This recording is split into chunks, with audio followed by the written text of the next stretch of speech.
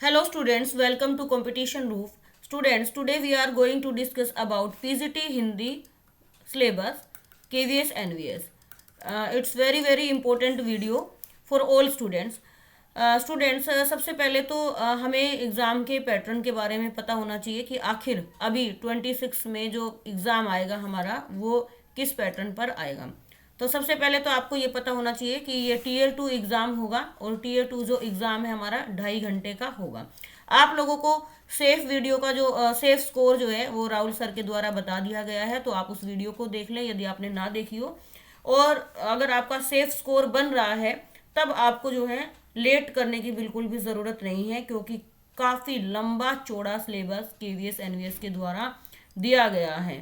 ठीक है, इसको तैयार करने के लिए आपके पास 3 से 4 महीने का समय आपको लगेगा ही लगेगा, क्योंकि सब कुछ मेंशन कर दिया है। तो सबसे पहले ऑब्जेक्टिव क्वेश्चन कितने रहेंगे, 60 रहेंगे और 60 नंबर के ही रहेंगे। डिस्क्रिप्टिव यानी कि लिखने वाले जो क्वेश्चन रहेंगे 10 क्वेश्चन रहेंगे, 4 अंक का एक प्रश्न रहेगा। ठीक है, अर्थात ये जो 10 क्वेश्चन है कितने अंक के हो गए, 40 अंक के हो गए। ऑब्जेक्टिव कितने हो गए, 60 नंबर के हो गए। टोटल हो गया 100 मार्क्स का पेपर। अब बात आती है नेगेटिव मार्किंग की। टीयर 2 में इस बार भी टीयर 2 में भी आपकी नेगेटिव मार्किंग रहेगी, और वो कितनी रहेगी, 1/4 अर्थात 0.25। इसका मतलब है यदि आपके 4 क्वेश्चन एक साथ गलत हो जाते हैं, एक साथ या कैसे भी, तो आपका एक क्वेश्चन सही वाला क्वेश्चन आपका गलत हो जाएगा, मतलब आपके सीधे 5 क्वेश्चन गलत हो जाएंगे। ठीक है विद्यार्थियों, तो आपको थोड़ा तैयारी बहुत अच्छी करनी पड़ेगी। नेगेटिव मार्किंग में हमेशा यही एक साइड इफेक्ट होता है कि आपको तुक्के नहीं लगा सकते, आपको बहुत अच्छी तैयारी करनी पड़ती है। तो हम करेंगे पीजीटी हिंदी का सिलेबस। सबसे पहले डिस्कस, सबसे पहले है यहाँ पे आदिकाल से रीतिकाल तक का इन्होंने टाइम दिया है। इसके अंतर्गत कालगत परिस्थितियां, साहित्य पर उसका प्रभाव, प्रत्येक युग के साहित्य की मुख्य प्रवृत्तियां, रचनाकार, उनके रचनाएं और साहित्यिक विशेषताएं और भाषा शैली। ठीक है, कुल मिला के हमारा जो एमए आप लोगों ने किया होगा जिस भी यूनिवर्सिटी से, पूरा का पूरा पाठ्यक्रम इन्होंने वहां से उठा दिया। अब आदिकाल के इन्होंने 3 महत्वपूर्ण कवि दिए हैं, चंद बरदाई, अमीर खुसरो और विद्यापति, जो आपको बहुत अच्छे से तैयार करने होंगे। इसके अलावा इन तीनों कवियों के अलावा आपको ऊपर में बता ही दिया इन्होंने, आपको आदिकाल से रीतिकाल तक की सारी विशेषताएं, परिस्थितियां, उनका प्रभाव, सब कुछ आपको करना रहेगा। फिर हमारे पास आता है दूसरा काल, कौन सा, भक्ति काल। भक्ति काल में इन्होंने डिवाइड करके दिया निर्गुण सगुण। निर्गुण में ज्ञान मार्गी शाखा, प्रेम मार्गी शाखा, कबीरदास, दादू, रेदास, नानक, जायसी और कुतुबन। सगुण में राम भक्ति शाखा, कृष्ण भक्ति शाखा, तुलसीदास, केशव, सूरदास, मीराबाई, अष्टछाप के कवि और रसखान।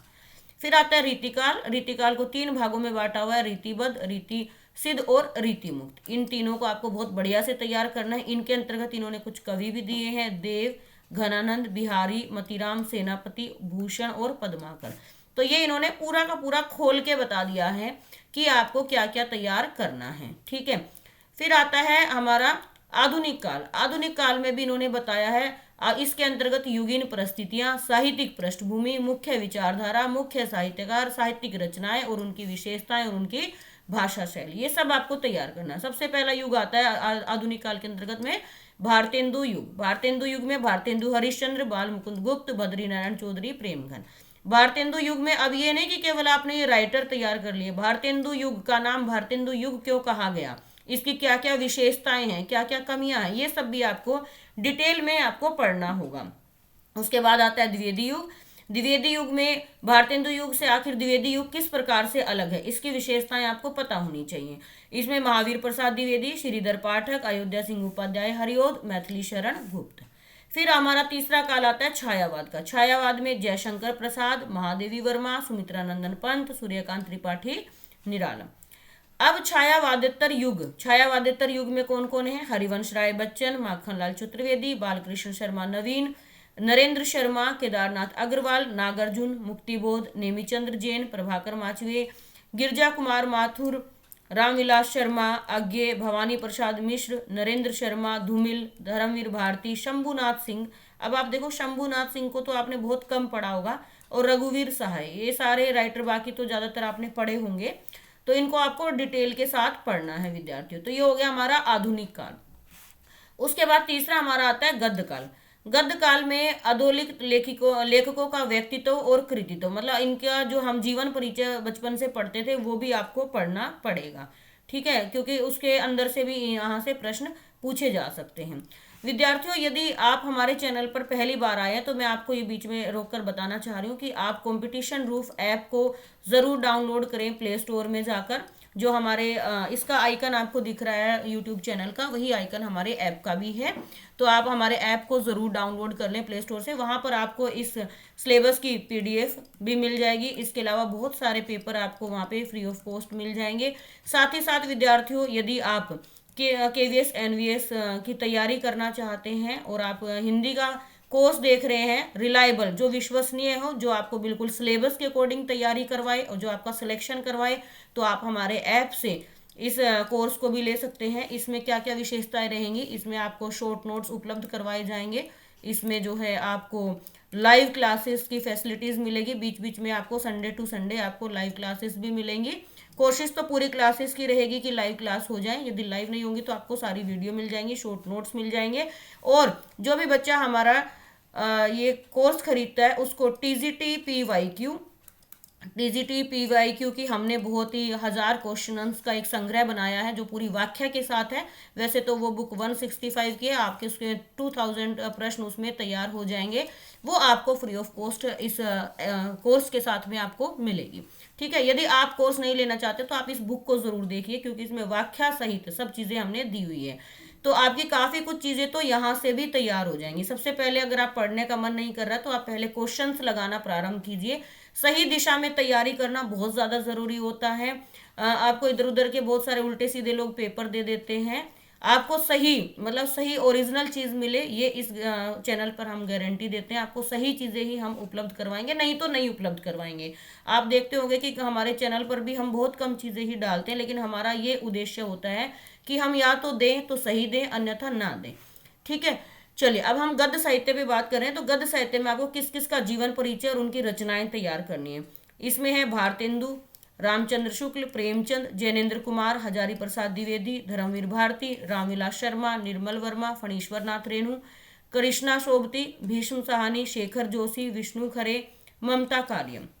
अब गद्य एवं अन्य विधाओं का प्रारंभ कैसे हुआ, उनका विकास कैसे हुआ, उनमें क्या क्या विशेषताएं रही, कौन कौन से प्रमुख उसमें साहित्यकार हैं, रचनाएं हैं, साहित्यिक विशेषताएं हैं और उनकी क्या क्या भाषा शैली है। तीसरा, निबंध, कथा साहित्य, उपन्यास और कहानी, नाटक, एकांकी, रेखाचित्र, संस्मरण, यात्रा वृत्तांत, आत्मकथा, जीवनी, पत्र, डायरी लेखन, आलोचना, रिपोर्टाज, इन सभी विधाओं का विस्तृत परिचय भी आपको तैयार करना है। उसके बाद विद्यार्थियों है साहित्य शास्त्र। साहित्य शास्त्र जो कि हमारा एमए का पार्ट होता है। अभी तक केवीएस के द्वारा यहाँ से प्रश्न नहीं पूछा जाता था, लेकिन अब ये भी ऐड कर दिया है। काव्य स्वरूप में क्या क्या है, काव्य आत्मा, काव्य गुण दोष, शब्द शक्ति, रस अलंकार, शब्द अलंकार, अर्थालंकार, उभय अलंकार एवं नए अलंकार, बिंब, छंद, प्रतीक, भाषा, भाषा शैली एवं पाश्चात्य काव्य शास्त्र। हिंदी भाषा का क्रमिक विकास, हिंदी भाषा की बोलियां एवं उपबोलियां, उसकी विशेषताएं एवं परिवार। उसके बाद है अपठित गद्यांश, काव्यांश पर आधारित अर्थ ग्रहण, भाव सौंदर्य, शिल्प सौंदर्य संबंधी प्रश्न। यहाँ पर मैं आप लोगों को बताना चाहूंगी, कुछ बच्चे कोई भी बुक उठा के प्रश्न सोल्व करने लग जाते, वहां से प्रश्न नहीं आते। आपने देख लिया होगा कभी भी कोई पैराग्राफ, कोई जो बहुत सारे लोग गाइड आप लोगों को उपलब्ध करवाते हैं, वहां से कभी कोई पैराग्राफ नहीं आया हुआ। इसके लिए आपको सिर्फ और सिर्फ एनसीईआरटी को ही फॉलो करना है। जो एनसीईआरटी पैराग्राफ देती है आपको वहीं से सोल्व करना है। और यदि आप हमारा कोर्स में आते हैं तो हम आपको ये भी उपलब्ध करवाएंगे। फिर है हमारा व्याकरणिक प्रयोग। व्याकरणिक प्रयोग बहुत ही इंपॉर्टेंट है ये।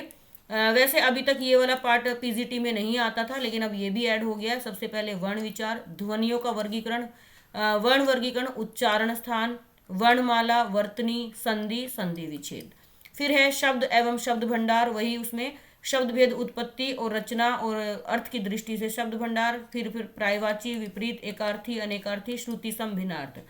तीसरा है उपसर्ग, प्रत्यय और समास। ये तो आपको वैसे भी पढ़ने होते हैं, आप कोई भी सिंपल सा भी एग्जाम देते तो ये सब में आते हैं। फिर आता है पद विचार, पदबंध और पद परिचय। यदि आप पीजीटी का कोर्स कर लेते हो तो टीजीटी की तैयारी अपने आप आपकी हो जाती है। अब इसमें क्या क्या आएगा, संज्ञा, सर्वनाम, विशेषण, विशेष्य। फिर है क्रिया, फिर है अव्यय, फिर है पदबंध और फिर है पद परिचय। ये सारी चीज़ें आप देखेंगे 6 to 10th में, यदि आप शिक्षक बनते हैं, टीजीटी का आपका एग्जाम क्लियर हो जाता है, तो ये सब चीज़ें आपको पढ़ानी रहेंगी विद्यार्थियों। पदबंध जैसे 10th का टॉपिक है, अव्यय जैसे ये भी 9 10 दोनों का है, क्रिया भी 9 10th में आता है, संज्ञा सर्वनाम हमारा 6 to 8 में आता है। उसके बाद है वाक्य विचार। वाक्य हमारा जो है 9th से क्लास से शुरू हो जाता है। वाक्य परिवर्तन, वाक्य संश्लेषण और वाक्य विश्लेषण, और यहाँ पे अर्थ और रचना की दृष्टि से, अर्थ के आधार पर हमारा क्लास 9th में आता है और रचना की दृष्टि से हमारा क्लास 10th में आता है बच्चों।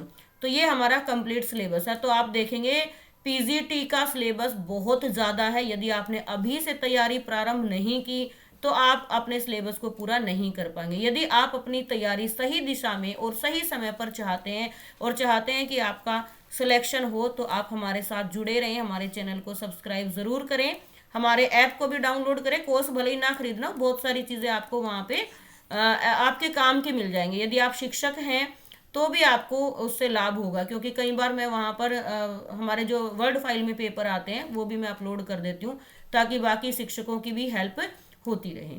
ठीक है विद्यार्थियों, आई होप आप लोगों को वीडियो अच्छी लगी होगी। और यदि आप चाहते हैं कि आपको तैयारी कैसे करनी है, एक स्ट्रेटजी की यदि आप वीडियो चाहते हैं तो आप मुझे बताना, कमेंट बॉक्स में कमेंट कर देना, तो मैं उस पर भी कोशिश करूंगी एक वीडियो बनाऊं। मिलते हैं विद्यार्थियों अगली वीडियो में कुछ अच्छे के साथ, कुछ नए के साथ। तब तक के लिए जय हिंद, वंदे मातरम।